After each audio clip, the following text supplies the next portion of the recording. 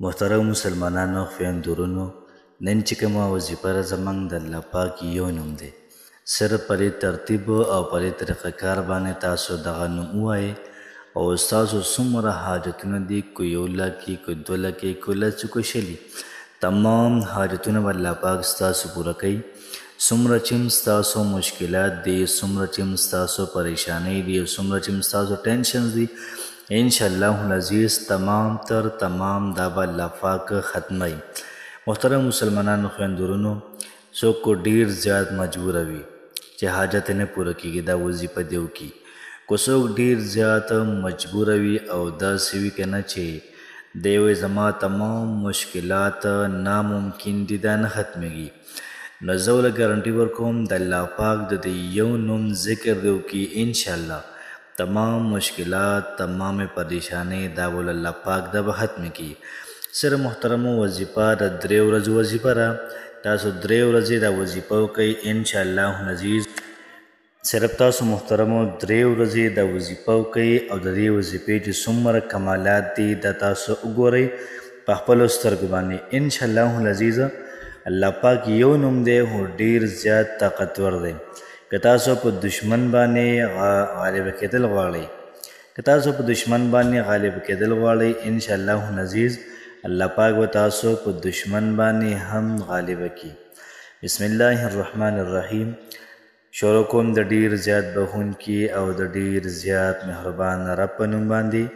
زه ګواهي ورکوم د دې خبرې د الله پاک نه علاوه د عبادت لایق بل څوک نشته او نبی کریم صلی الله علیه و آله وسلم د الله پاک بنده او د الله پاک رسول دی. محترم مسلمانانو خویندورونو، نن چې کومه زموږ وظیفه ده د الله پاک د یو نوم ده. الله پاک یو نوم دی الخافض په دوات سره، ډیر زیات بهترین دی، ډیر زیات اعلی دی. د دې نوم کو موږ خاصیتونه ګورو د ډیر زیات دي. که څوک محترمو د مشکلاتو دپاره وایي الله پاک بوله مشکلات ختموي، که څوک د پریشانو لپاره وایي الله پاک بوله پریشاني ختموي. یعنې څومره چې حل کوي د هغوی څومره مشکلات دي، ټینشنز دي، د هغوی لپاره وایي الله پاک بوله تمام ټینشنز او دغه رنګې مشکلات دا بوله ختموي. محترم مسلمانانو خویندورونو، که څوک یې په دشمن باندې وایي نو دشمن بوله په پوره ژوند کې محترمه محله دا نه ورځي، دومره ناشنا ټکی دی. او دې معنی ده الخافض پس کر دینے والا، مطلب دا کنه چې ښکته کوونکي. نو که څوک ډېر برابروي او غرور کوي، تکبر کوي، ځان ته یو څه وایي، نو تاسو به د الله پاک دا یو نوم ووایئ، د دې تلاوت وکئ، په دې ترتیب باندې وکئ، انشاءالله العزیز الله پاک به دغه دشمن دا به تا ته راوارتوي. حاجت کو ډېر زیات هم غټي او نه پوره کېږي، دا پې ته ووایه انشاءالله العزیز دغه لوی حاجت به الله پاک راښکته کړي او ستاسو به پوره کړي.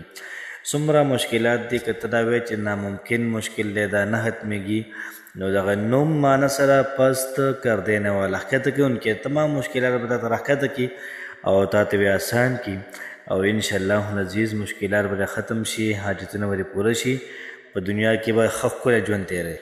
د وظیفې ترتیب او د وظیفې طریقه کار داسې دی، که تاسو که څوک دا غواړي چې دا وظیفه دې وکړي، نو لومبی هغوی له پکار چې دغه ټکې دا دې په کمنټ کې ولیکي، نو انشاءالله العزیز خصوصي او خاص اجازت دا به ته میلاو شي. دویمه خبر دا چې الحافظ دا وظیفه به هغه سړی کوي یا هغه زنانه به کوي چې چا مکمل د الله پاک په خزانو باندې یقین وي، د الله پاک د ذات نه مکمل یقین وي. زه خوا دې خوا کس نه دي پکار، ځکه چې خوا دې خوا کس که دا وظیفه کوي نو بیا وروسته هغه چې دا مسله ده هغه مسله ده. یاد ساتئ چې دې تعلق د روحانیت سره دی، چې څومره ستا روحاني پاور دا سټرانګ وي، مضبوط وي، انشاءالله دا به حق عمره سوا کار وکړي. محترمو نو وظیفه محترمو مکمل یقین سره، مکمل توجه سره وشي، انشاءالله الله پاک قبلول والا ذات دی. الله پاک موږ نه کړی، خو موږ له د غوښتو ترتیب نه راځي، د غوښتو طریقه کار نه راځي، د وظیفې چل نه راځي. نو وظیفه په دې ترتیب باندې کوو چې موږ به 1500 پیرې 3 ورځې روزانه مسلسل یا خافض دا به وایو او نیت به کوو. که چا مشکلات وي د هغې نیت دې پکې وکړي، یا چا پریشانۍ وي د هغې نیت دې پکې وکړي. د چا واده نه کېږي، هادي نه کېږي، دغه رنګې کاروبار نه میلاویږي، دغه رنګې د روزګار یې مزه نشته دی، روزانه دې ووایي د دقې نیت دې پکې وکړي. که څوک حاجتونه پوره کول غواړي 500 پیرې د 3 ورځې مسلسل ده ووایي، انشاءالله العزیز الله پاک به حاجت ده پوره کړي.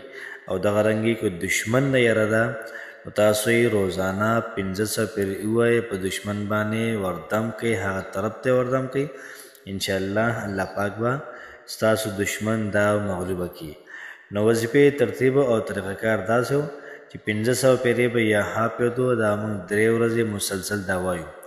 یا محترم مسلمانانو خویندرونو، هغې پر ویل پکار دی چې څو پورې ستا حاجت نه پوره شوی، د الله پاک مبارک نوم دی، انشاءالله الله پاک به ستاسو کار لازماً قبلوي.